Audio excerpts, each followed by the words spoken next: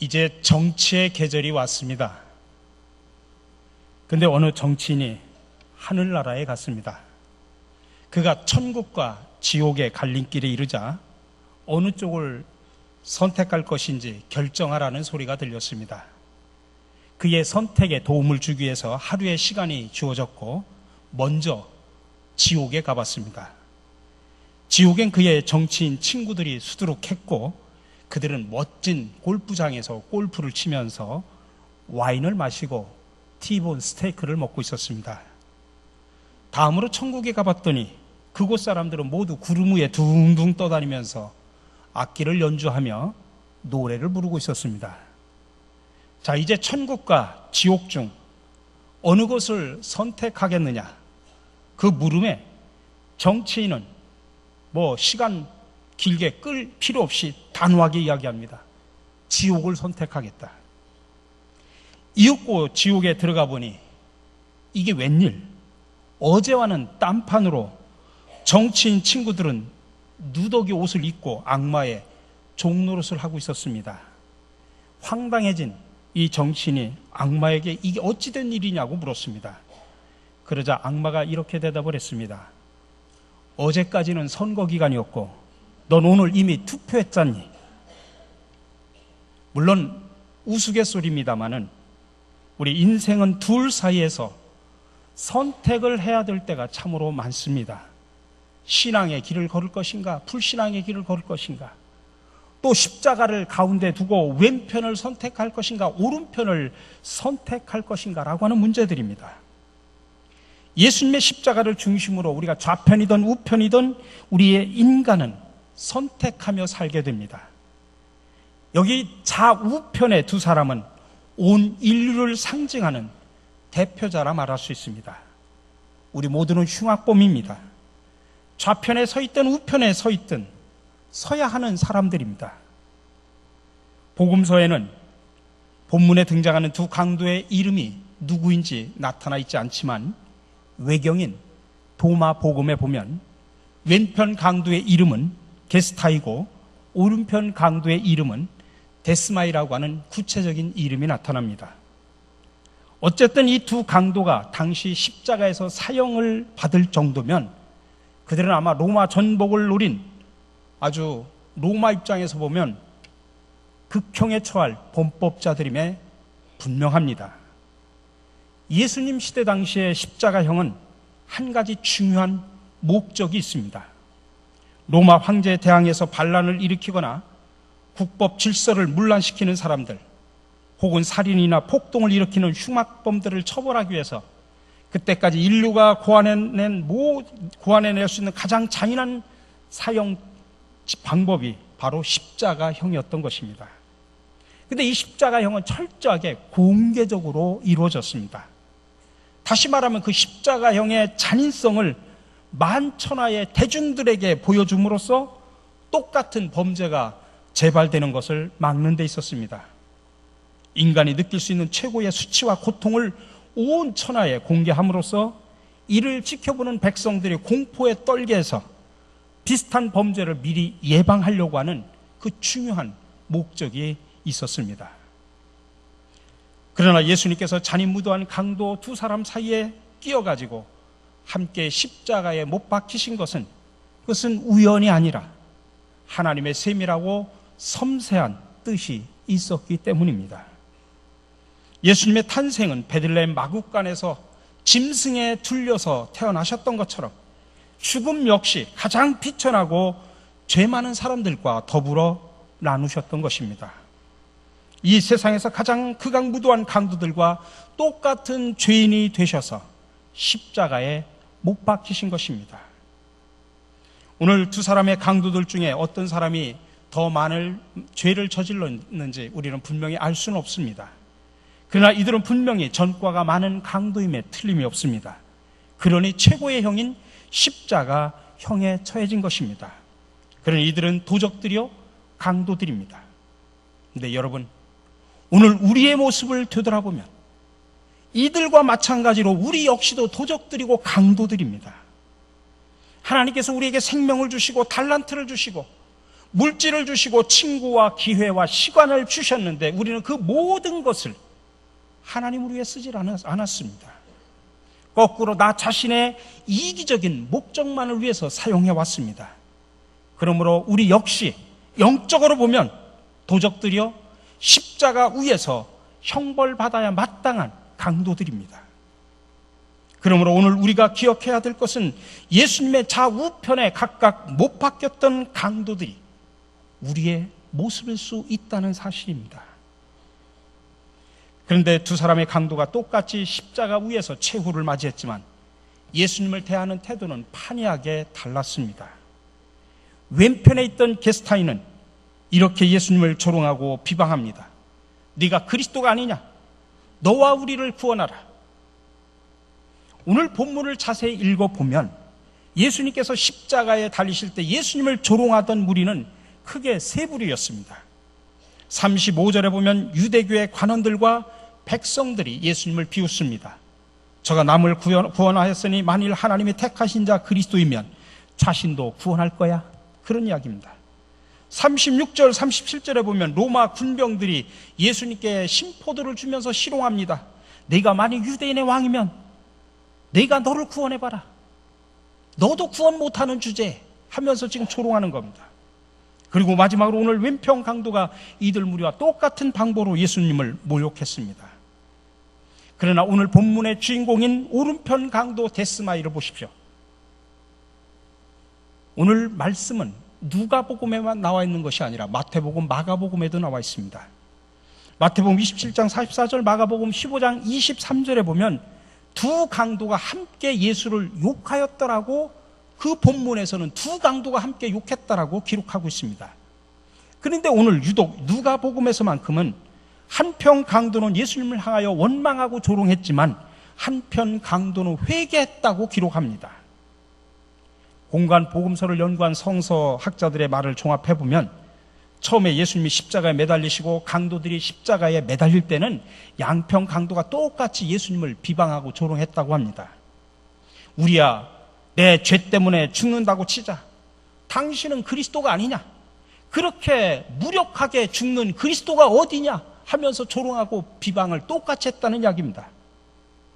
근데 그때 예수님께서 자기 손에 못 박는 사람들, 조롱하는 사람들, 침 뱉는 사람들, 쓴 포도주를 입에 넣어주는 사람들, 예수님을 향하여 손가락질하는 나그네들을 바라보면서 아버지, 저들을 용서해 주십시오. 저들이 하는 짓을 알지 못해서 그렇습니다 라고 그렇게 용서의 기도를 할 때 오른편 강도는 회개를 했다는 이야기입니다. 어쨌든 그는 지금 회개를 철저히 하고 있습니다. 그리고 예수 그리스도께 대한 놀라운 신앙 고백을 하고 있습니다. 그렇다면 오늘 구원받은 강도가 가진 신앙은 어떠한 신앙일까요? 첫 번째로 그는 하나님을 두려워했습니다. 여러분, 회개의 첫걸음은 하나님을 두려워하는 데서부터 출발합니다. 오늘 40절입니다. 하나는 그 사람을 꾸짖어 이르되 내가 동일한 정죄를 받고서도 하나님을 두려워하지 아니하느냐. 그는 자신의 육신의 생명이 끝날 때 하나님의 심판대 앞에 서야 될 것을 깨달았습니다. 그는 자기의 죄로 인해서 하나님으로부터 받게 될 심판을 생각할 때 어찌 하나님을 두려워하지 않을 수 있겠습니까? 그래서 그는 다른 친구를 책망하면서 너는 하나님이 두렵지도 않느냐, 그렇게 이야기하는 것입니다. 이 사람은 하나님에 대한 경외감과 최후 심판에 대한 두려움을 가졌습니다. 두 번째로는 자기가 죄인임을 깨달았습니다. 오늘 41절에 보면 우리가 행한 일에 상당한 보응을 받는 것이니 이에 당연하거니와. 그는 자기가 얼마나 큰 죄인인가를 깨달았습니다. 하나님 앞에서 자신이 얼마나 끔찍한 죄를 지었는지 깨달았습니다. 자기의 죄로 말미암아 십자가에 매달린 것은 당연하다라고 고백을 하고 있습니다. 여러분, 회개는 자기가 하나님 앞에서 죄인이라는 사실을 깨달을 때 비로소 가능한 것입니다. 세 번째로 그는 예수님을 증언했습니다. 41절 후반절에 보니까 이 사람이 행한 것은, 이 사람은 예수님을 말하는 것입니다. 이 사람이 행한 것은 옳지 않은 것이 없느니라. 다시 말하면 이 사람이 행한 것은 모든 것이 다 옳다 이 말씀입니다. 예수님의 의로우심과 결백, 만 백성이 보는 앞에서 지금 강도가 자기 입으로 시인하는 것입니다. 여러분, 십자가에서 지금 달리신 예수님을 변호해야 된다고 하면 사실은 누가 변호해야 됩니까? 최소한 예수님의 12제자, 아니 예수님으로부터 사랑을 받았던 베드로만은 그런 제자들이 나와가지고 앞을 가로막으면서 이분은 의로우신 분입니다, 그렇게 변호해야 마땅하지 않습니까? 아니면 울고 있던 여인들이라든지 마리아 어머니만이라도 내 아들은 죄가 없습니다, 그렇게 고백하고 변호해야 당연한 거 아닙니까? 그런데 오늘 본문에 보면 십자가에 매달리는 한 강도가 예수님을 증거합니다. 모든 사람들이 지금 조롱하고 있습니다. 아니, 나그네들마저 비웃고 있습니다. 유대인들과 관원들마저 지금 예수님을 조롱하고 있습니다. 그때 아니요, 이 사람은 죄가 없으신 분입니다. 이분이 하신 일 가운데 옳지 않은 일이 하나도 없습니다. 이분이 우리의 죄를 담당하실 구세주이십니다. 이렇게 고백하고 증거하고 있는 것입니다. 이 얼마나 놀라운 신앙인입니까? 마지막으로 그는 자신의 삶을 온전히 주님께 맡깁니다. 42절입니다. 예수여, 당신의 나라에 임하실 때 나를 기억하소서. 강도가 주님을 향한 기도입니다. 어찌 보면 인류 역사상 가장 짧으면서도 감동이 강렬한, 그리고 응답이 가장 빨랐던 그런 기도가 아닐까 싶습니다. 그런데 여러분, 우리는 오늘 구원받은 강도의 믿음을 예사롭게 봐서는 안 됩니다. 왜냐하면 지금 그는 예수님께서 막 능력이 많으실 때 자기를 기억해달라고 부탁한 게 아닙니다. 각색 병자를 고치고 죽은 자를 살리고 또 물이 변하여 포도주를 만드실 때, 그렇게 능력을 행하실 때 예수를 믿었던 것이 아닙니다. 정반대로 자기와 똑같이 십자가 위에서 무력하게 죽어가는 지금 예수님의 하나님 아들 되심을 그는 믿었던 것입니다. 예수님은 지금 자기 자신은 물론이고 아무도 구원할 수 없는 가장 무기력한 상태에 빠져 있습니다. 속수무책이죠. 아무것도 하실 수 없는 절망적인 상황 한가운데 빠진 예수님께 지금 부탁하고 있다 이 말씀입니다. 여러분, 우리가 누구에게 도움을 필요할 때 우리가 상식적으로 나와 똑같이 어려움에 빠진 사람에게 부탁하는 사람이 있습니까? 그렇지 않지 않습니까? 이게 상식이죠. 그럼에도 불구하고 이 강도가 자기와 함께 무력하게 죽어가고 계시는 예수님께 자기를 구원해달라고 부탁한 것은 그의 거짓 없고 순수한 믿음 그대로를 우리에게 보여주는 것입니다. 그러자 주님은 바로 응답하십니다. 내가 진실로 내게 이르노니 오늘 내가 나와 함께 낙원에 있으리라. 여러분, 신속한 응답, 이것이 주님을 전적으로 신뢰하며 맡기는 사람들의 특권임을 믿으시기 바랍니다. 그러니 구원받은 강도는 비록 십자가에서 고통스럽게 죽어갔지만 정말 복된 사람입니다. 십자가 위에서 자신을 발견하고 하나님을 발견함으로써 인생의 참된 결말을 맺을 수 있었기 때문입니다. 여러분, 우리가 살아가면서 우리 인생에서 가장 큰 보람을 찾는다면 그것은 죄인된 나를 발견하고 우리 인생의 구주가 되시는 주님을 발견하는 일입니다. 이 두 가지는 무엇과도 바꿀 수 없는 위대한 발견입니다. 네덜란드의 화가인 렘브란트라는 화가가 있습니다. 그는 많은 종교화를 그린 사람입니다. 그의 유명한 탕자의 비유도 있고, 근데 그의 그림 가운데 지금 나와 있는 세계 십자가라는 명화가 있습니다. 그림의 정중앙에는 예수님께서 달려 돌아가신 십자가가 서 있습니다. 그리고 좌우편에 두 강도가 달려 있습니다. 근데 저 십자가 밑에 모여서 야유를 퍼붓는 군중들의 모습이 매우 인상적입니다. 예수님을 조롱하고 십자가에 못 박으라고 외치는 저 사람들의 얼굴 표정 하나하나가 아주 실감나게 그려져 있습니다. 근데 여러분, 저 그림을 자세히 보면 그림 모퉁이 구석에다가 그림자에 가려 간신히 알아볼 수 있는 사람의 얼굴 하나가 그려져 있습니다. 미술가들은 이 사람은 렘블란트가 자신의 모습을 거기에다가 그려 넣은 것이라고 이야기를 합니다. 왜 그럴까요? 렘블란트 역시 예수님을 십자가에 못 박는 일에 동참했다는 사실을 상징적으로 표현하고 싶었던 것입니다. 그렇습니다. 우리 모두는 그때 그 무리들과 함께 예수님을 십자가에 못 박은 주인공들입니다.